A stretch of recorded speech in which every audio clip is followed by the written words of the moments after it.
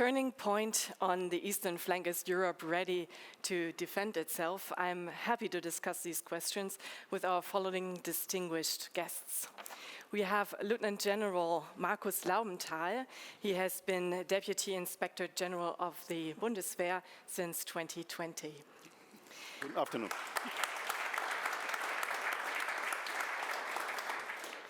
To my left is Dr. Jana Pojorin. She heads the European Council on Foreign Relations Berlin office.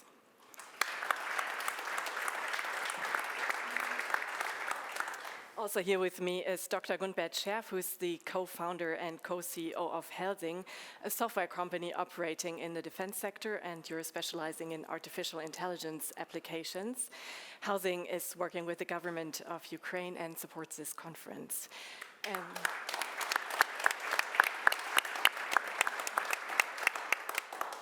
And last but not least, on the monitors here joining from Ukraine is Yehoi Terniev. He's a member of the Parliament of Ukraine. He's the Deputy Chairman of the Committee on National Security, Defense and Intelligence of the Yehovah Rada, and also chairs the permanent delegation of Ukraine at the NATO Parliamentary Assembly. Welcome. Greetings from Kiev. Where are you joining from? Are you joining from Kiev? Yes, I'm Kiev now. General Laubenthal, I would like to address the first question to you. Is Europe ready to defend itself, we ask on this panel, with particular regard to its eastern flank. So what are the scenarios you and the Bundeswehr are preparing for planning Europe's defense? What are you prioritizing when investing the 100 billion fund in the Bundeswehr?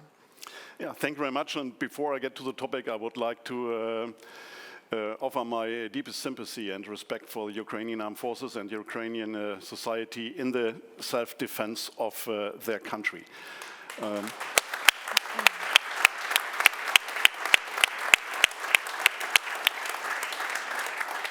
And that is a challenge for the Bundeswehr too. So the refocus from international crisis prevention and conflict management to, so to speak, a full-fledged and overall organized defense of Europe within NATO, I think is a main challenge for many of our members. That means for the Bundeswehr that we shift from sending small formations abroad, like Sahel in the last time. We are now focusing on larger formations which are capable to defend along the eastern flank. And this requires different material, different structures, different organizations, a different mindset of the people in the Bundeswehr as well. And this to organize is a process which started after the illegal annexation of Crimea in 2014, with first effects given the financial framework in 2016, and has now been accelerated by the Sondervermögen, by the extra budget, by the German government, in terms of more material, filling up the gaps and modernizing the equipment to deliver a credible contribution within NATO's defense. So right now I would say Ukraine is defending NATO's eastern flank, and a large coalition of states is found together supporting Ukraine, but still it's a struggle. Right now Ukraine is lacking ammunition, the delivery, that's the most important choke point, but seriously not the only one. So we could ask, is Europe able to defend Ukraine and help it defend itself? As the Chancellor, I think, this morning in your session made it very clear, we will support Ukraine as long as it takes. I think Germany is on a very credible path as well. I think we are the second largest contributor. It is measured in, I think, in money. I think that's not the right way to measure it. I would like to measure it in terms of artillery ammunition, in terms of air defense means like Patriot, like IRIS-T, SLS, like tanks, over 200 tanks, Leopards, Marders and Gepards. The famous air defense system has been delivered to Ukraine, 60,000 pieces of artillery ammunition, and we will continue to do so, to organize it together with our industry and to provide initial capability or the initial needs from our stocks of the Bundeswehr and then recharge it from, so to speak, from industrial production. I think that is a way it works over the time. But we should continue, and I think it requires solidarity by the international community, which is together in Ramstein today. It requires a strategy and it requires support from every of these member nations.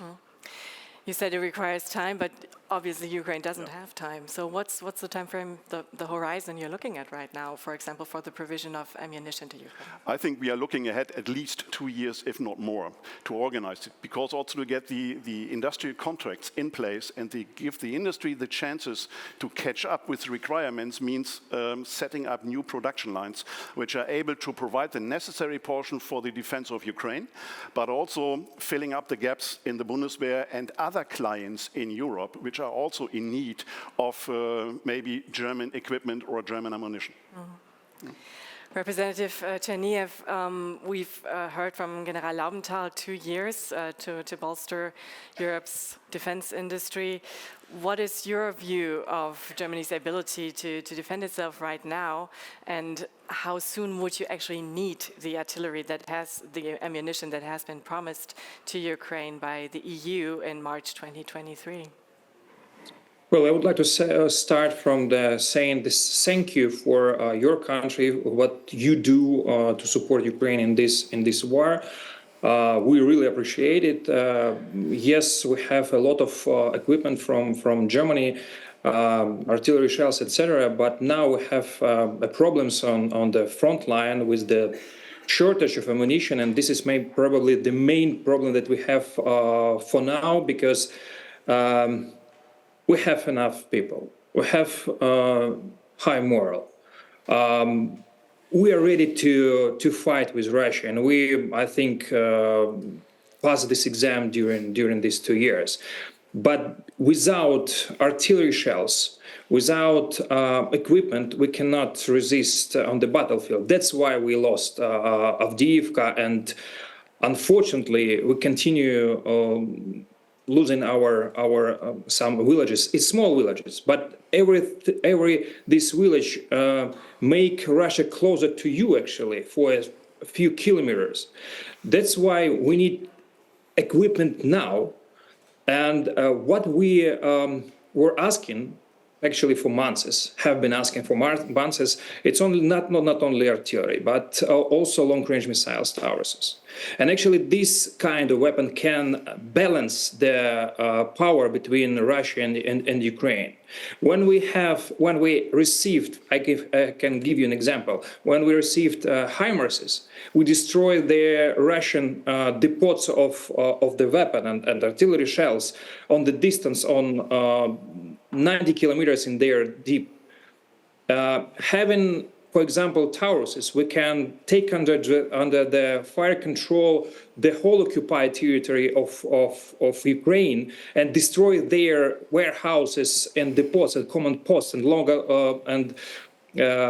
logistic chains in the deep, and it will bring them to the shortage of artillery shells for at least some period of time. That's why we're asking for long-range missiles also. So we don't have 2 years, because we need it. We need this ammunition now, and we are asking for ramp up the production in Europe and help us with the long-range missiles. Do you see any significant steps being taken in speeding up the process? Well, we see some process we have with our partners, and actually I can put a stress on the collaboration with Rheinmetall that's work with us, and we hope that some joint venture we will have as soon as possible on the territory of Ukraine. In different directions. I don't want to speak about it publicly. I see some processes in other countries to ramp up the production, but I understand that it takes time because of bureaucracy, because of some procedures inside of these European countries. We have to be much more faster. We have to speed up all the processes because we don't have too much time. Towers was mentioned already. It's now a word in Germany that politicians do not like to hear that much anymore. General Laubenthal, let me put it to you. Do you think the political decision is taking on that for good? the political decision is taken, and I think all details are on the table now and have been discussed at large. And the Chancellor made it again clear, his decision. And I think it's on the political level. Okay.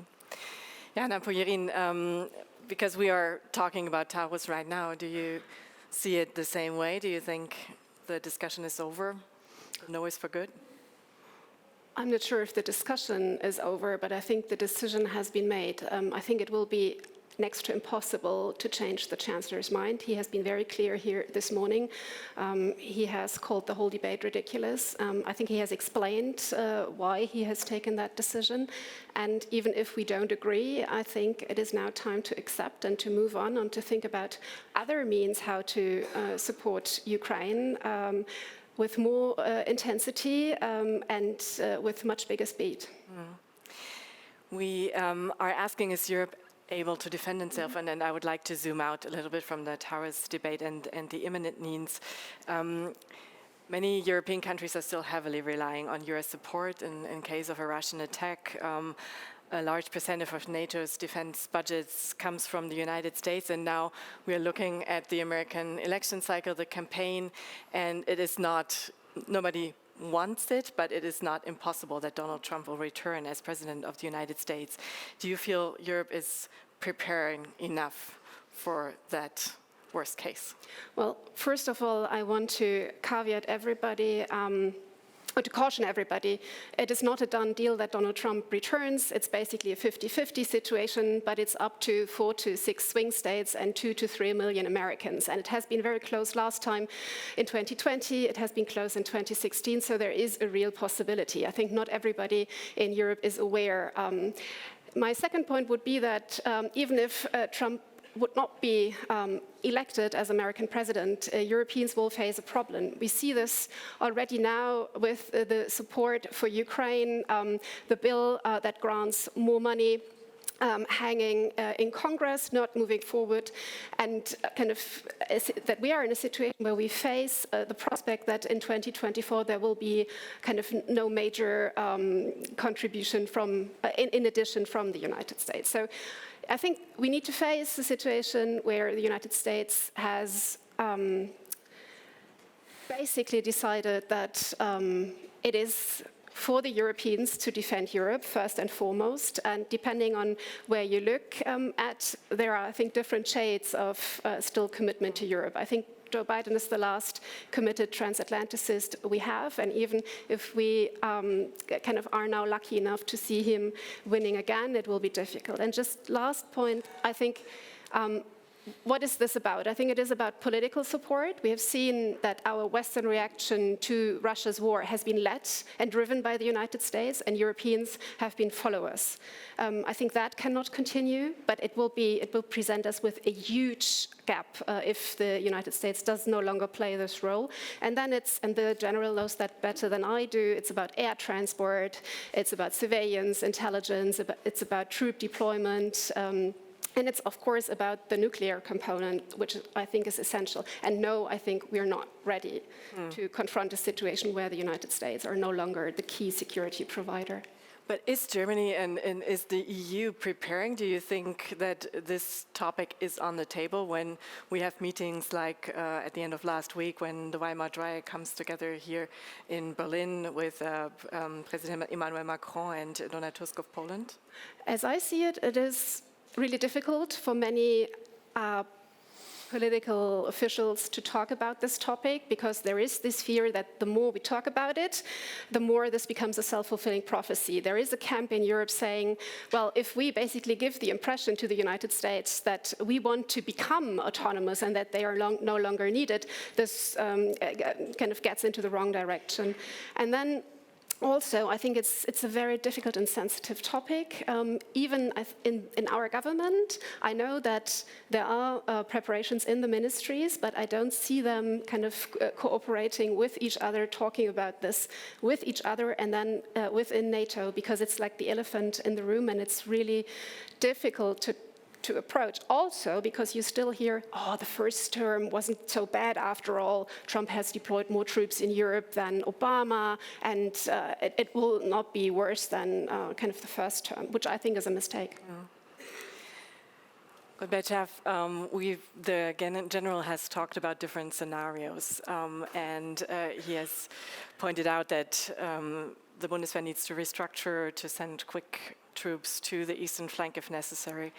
I think the strange thing is that we have two types of war at the same time, and I think that the ambassador of Ukraine to Germany has once put it very well in an interview with my newspaper, Die Zeit, saying that we are facing a war of artillery attrition similar to the First World War, and at the same time we are facing, for example, a drone war that we wouldn't have expected until, say, the Fourth or Fifth World War. So what role does technology play, from your point of view, in the war in Ukraine? Yeah, I think it plays a huge role. And actually, I think it's a role that is very, largely underrepresented in it, certainly the German debate, I think, about Ukraine, but also about how we can strengthen our own armed forces, as General Laupenthal outlined. First of all, I want to make one observation that may make us a little bit more humble in looking to Ukraine. I think it's quite clear that, we often look at Ukraine as sort of defending itself. We call it the Ukraine war, and then we talk about European solidarity. I think that's actually an entirely wrong framing. I think in terms of every way you look at it, geography, values, interests, it's a European war. It's just fought by Ukrainians. And I think, therefore, we need to, first of all, pay a lot of respect to Ukraine and to the mindset that its people have shown for over 2 years, because certainly, we can discuss whether Europe can defend itself. Ukraine can defend Europe. We need to make that observation. And once we realize that actually Ukraine is already defending Europe and is able to do that for over 2 years, and has caused, large losses for Russian forces that were outmanning them and numbering them by a factor of 5 to 10 easily, then I think we have the right frame to say, well, what can we actually learn?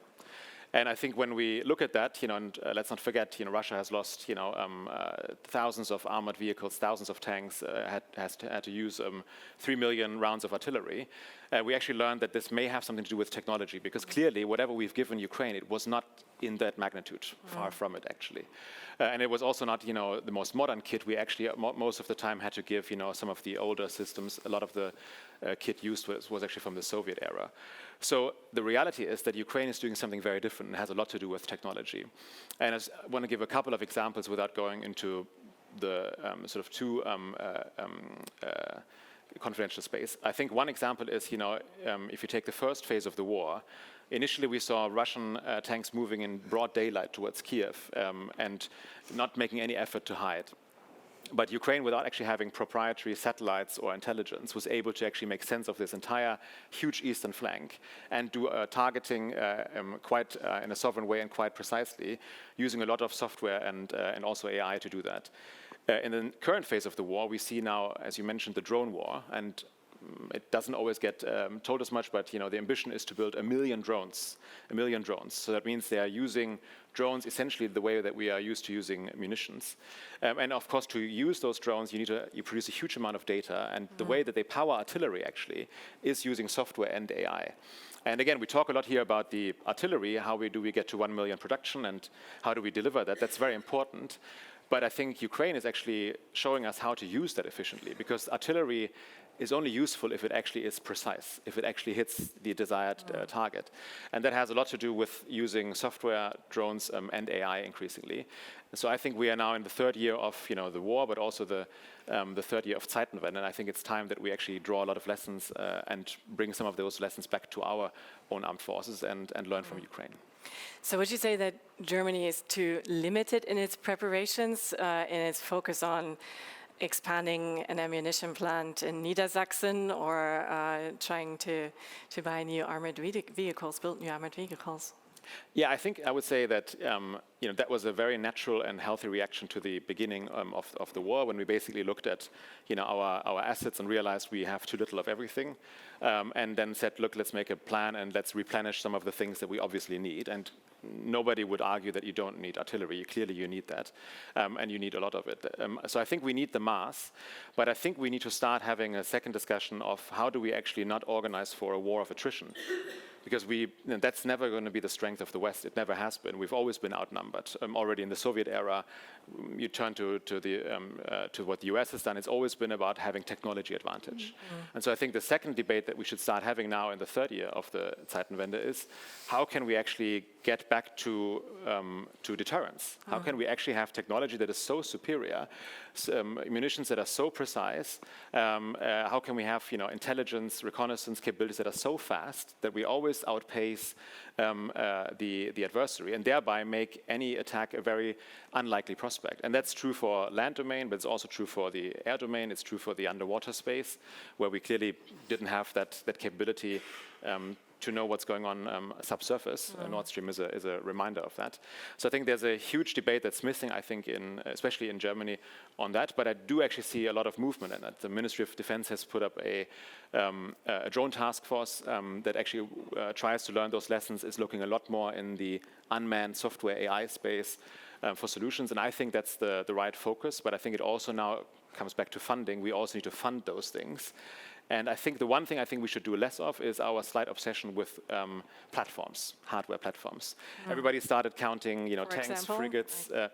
I don't want to pick out an individual one. Like, you're certainly going to be wrong picking an individual one. But I think it's more about systems. An artillery system today is not just an artillery. It's actually drones and software, and maybe even satellite capacity. That's actually a modern system. So I think we need to talk more about those systems, technology advantage, and deterrence, and get back a little bit to, I think, that technology advantage that will actually make us deter as democracies. I can see General Laubenthal nodding. Anything you'd like to add or jump in? Yeah, exactly. It's about creating superiority on the battlefield. And this is the case with superior technology. For instance, if you can blind the opponent's air defense system, you can penetrate and you can achieve an effect.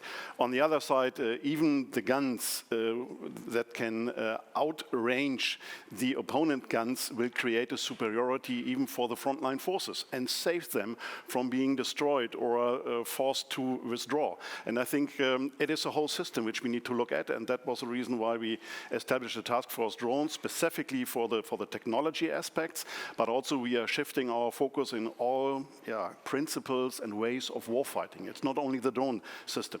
I'm personally convinced that the drone may create this revolution in military affairs, because in the middle run probably it will change behavior and the way of fighting on the battlefield. Jenny, if anything you would like to add, any learnings that Ukraine has gained on the battlefield that you feel Europe should pay more attention to? Well, we are talking about the tactical or operational level. I would like to pay attention to the strategical level and to signs that Kremlin has sent during the last months. First of all, for example, the transferring of the nuclear weapon to Belarus, transferring the Iskander missiles to Belarus, C-400 to Belarus, increasing their production of the shells to up to almost 3 million shells per year. What does it mean? I think they are preparing for a big war against NATO countries in Europe, and first of all against Baltic states, or through the Suwalk corridor. And you have to be prepared to this big war also, not only on the territory of Ukraine. And it would be it would be better to stop them here in Ukraine, to give to us everything that we need to stop and to resist. But also you have to find a way to find the procedures how to speed up your production for your needs also. And I agree with a colleague that we need to have more technologies on the battlefield. Yes, we have 200 plus producers of drones in Ukraine just for these last 2 years, and they produce more than 1 million different drones here. But also it's like a race of technologies, because Russia also produced these drones and increased their production and develop new software for them. And I think that in a few months we will have a situation when any soldiers will be not present on the battlefield on the distance up to 40 kilometers, because there will be a drone war, because you cannot just go out from the trench, because you will be struck by FPV drone. And we also we have to understand this kind that Russian also is developing their capacity. Probably not only for Ukraine, and you have to be prepared. And just one last thing, based on our experience, there are three main components to resist Russia. First, this is the moral. Second, this is the equipment, and third, this is the strong economy. At the very beginning of this full-scale invasion, we had probably only one, the moral, because we had an experience of 8 years of war with Russians, and we were prepared. It's difficult to prepare your society for any kind of war, and I saw the polls that too many people are ready to fight with the guns in their arms against Russia if they invade. But you have two other big components: strong economies and weapons, and this is your advantage. Just ramp up the production and start to work with your society also. You wanted to come in on this one? Yeah, I just wanted to say one thing we can do for Ukraine and two things we can learn. I think the one thing we can do, as was just mentioned, is we can help Ukraine get access also to the modern technologies, so the leading technologies they now need in this next phase. As was mentioned, we're seeing a next phase where Russia is reacting, which is partially why we signed an MOU with Ukraine now to do that. The two things I think concretely we can learn as Europe from how Ukraine is doing things is, one, we have a huge advantage already in Europe. We have a lot of legacy systems. We spent tens and hundreds of billions over the last years buying them. Ukraine has shown us how we can retrofit them with modern technology. So make old systems work in 10 times more powerful ways. That's number one. And number two, we have one European superpower, which is together as an alliance, we're much stronger. But we can't really do that without interoperability. And again, Ukraine has shown us how to use German, French, British artillery interoperably, using software on top. And I think those are two very concrete things that can actually be done within a space of 2 to 3 years. So I think there's really concrete things that we can learn if we just pay a little bit more attention to Ukraine, and not as out of solidarity, but actually out of self-interest in how we can learn. I'd like to make a little cut here and move the conversation in a bit of a different direction, because we've talked about technology now, about the hardware, but being able to defend oneself is also a psychological question. And Jana, the European Council on Foreign Relations collects a lot of data. You're doing polling in many different European states. So what do you learn from that? How would you say are the people in these countries ready to defend themselves? How do they perceive threats? How would they react? So that is actually quite interesting. We have recently conducted a couple of pollings in 12 European countries, where we have been looking at because of what do people feel threatened. And the number one issue in Germany, for example, is migration. It's not a possible war with Russia, or it's not kind of a Ukrainian defeat. In other countries, it's clearly, like France, it's climate change. So there is still a variety of perceptions in Europe. And I sometimes think that even in my country, Germany, the sense of urgency has gotten a bit lost. I think right after the Zeitenwende speech now 2 years ago in February, there was, I think, a sentiment in the broader German population that, that war is at our doorstep.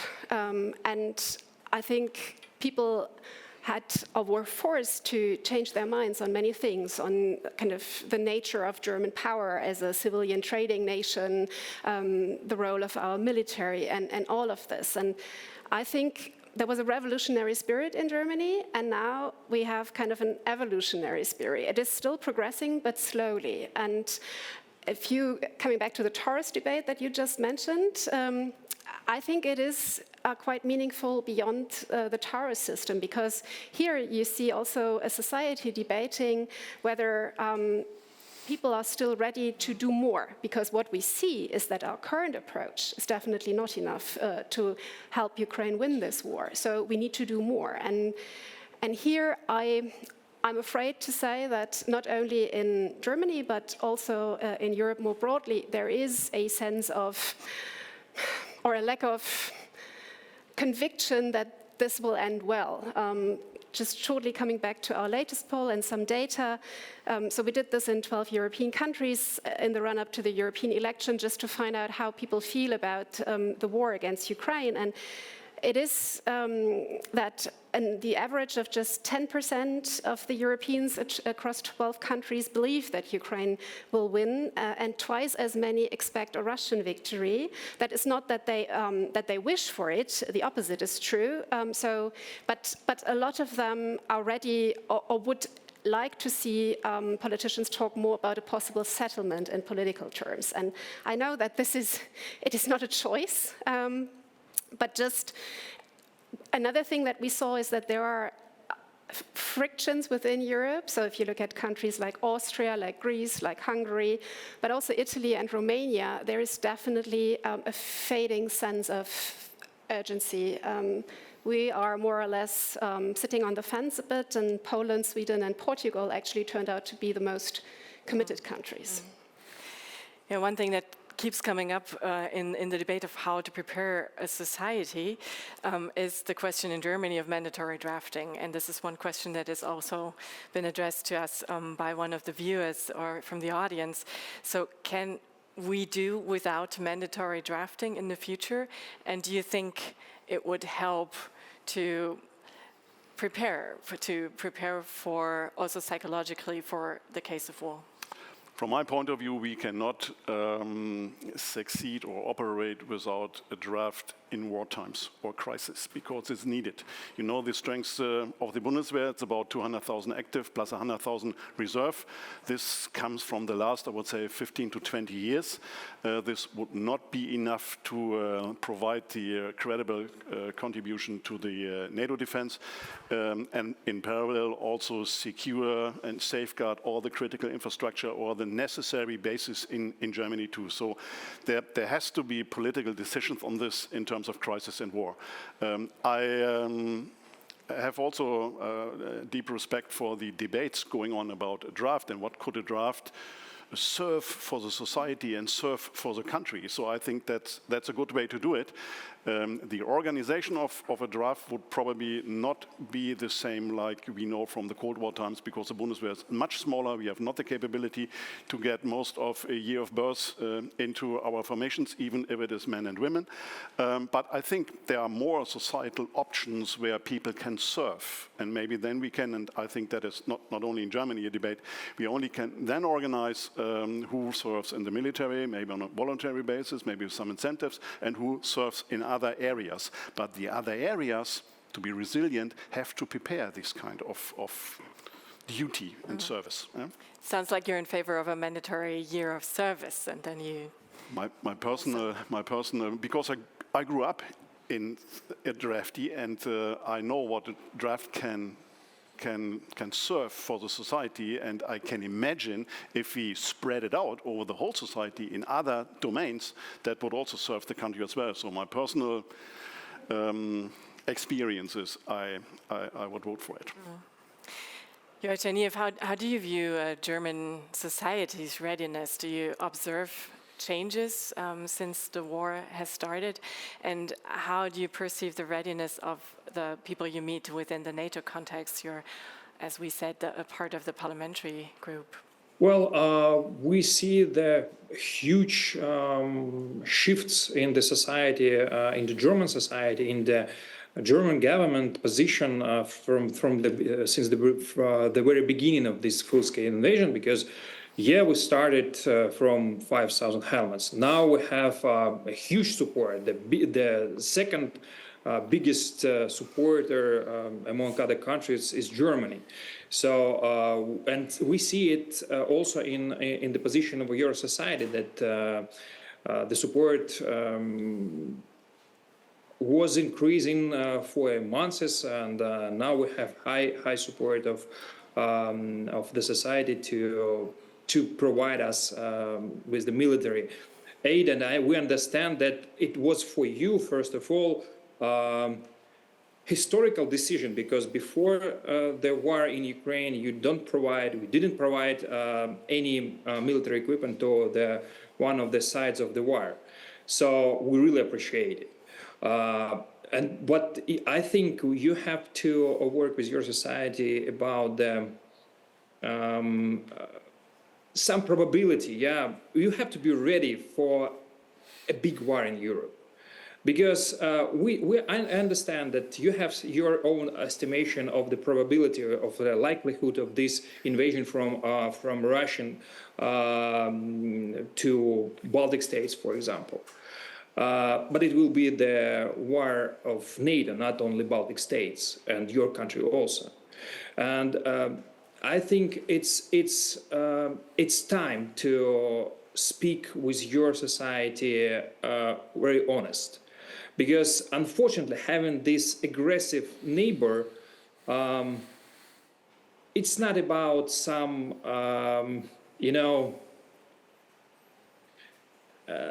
rational position from Kremlin. Because even before the full-scale invasion, if you take into account some rational steps from or consequences after the invasion, you probably say that no way, they will not invade because of sanctions, because of isolation, because of other things.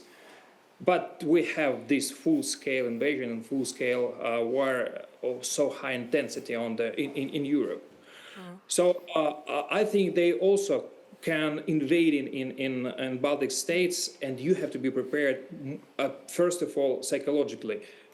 You have to have this high moral in your society. In a terrible way, Ukraine was prepared because it already was at war in February 2024. We've just seen the 10th anniversary, if you want to call it that, of the annexation of Crimea. And one question that comes from the audience is, a war being absent in this country, luckily so far, how could Germans prepare? You say you must prepare, but how would you do that in a society at peace? There is no recipe how to prepare a society for a war. You cannot do this, just to press a button. But at least to speak honest, to start some preparation in your society. I mean, what we do, we establish a territorial defense forces, where we first, it was a recruiting. We invited people to start some trainings, for example, trainings for how to use drones. We have a lot of trainings even now for civilians, and you can prepare yourself for your future serving in army, and even now you have a choice how to what battalion, to what unit you can join, and to what specialization you want to have. So this kind of preparation, or combat medical courses also. So first of all, to speak with your society, and second, to give some trainings for them, basic trainings. Jana, you wanted to jump in on this. Yeah, because I think it is important to communicate to the German population that we are not in peacetime already, that Russia is in a way waging war against us on many fronts when it comes to the cyber domain, when it comes to the information domain, when it comes to the murder in the Tiergarten, for example. So I think our message should be to say we are not at war, of course, that would feel completely differently, but we're not really at peace. And the attacks are not only military attacks, they come on all fronts. And therefore, I would like to see a much broader awareness in Germany where security threats come from, and what the role of the broader society is in this, and that it's not only the military that is basically responsible possible to defend Germany, but it's a much broader task. It's for a lot of civilian actors. It's the Länder have a role to play, the federal state, the different ministries, Ministry for the Interior, for example, and to bring this all together. I think this is the challenge. Yes, please. Yeah, and I just want to add one thing. I get the feeling that when we have these discussions here, we tend to fall back a little bit into the Cold War, because that's the last time that we know we've sort of had these debates, and then we start counting the systems, compare them to 30 years ago. We talk about the draft, because we used to have a draft back then, and we somehow seem to think that when we get to that level again, that we are somehow ready. I think the reality is we need to look a lot more at what it is today. We'd already mentioned most of the points, and listen actually fittingly to more the countries that actually are much more exposed. The view that at Munich Security Conference was shared from Baltic countries, Prime Minister Kallas and others, is a lot different from the debate I think we have here, and I think that should be the prerogative also for our perceived threat, because they're much closer and they have a lot more historical experience with this adversary. Mm-hmm.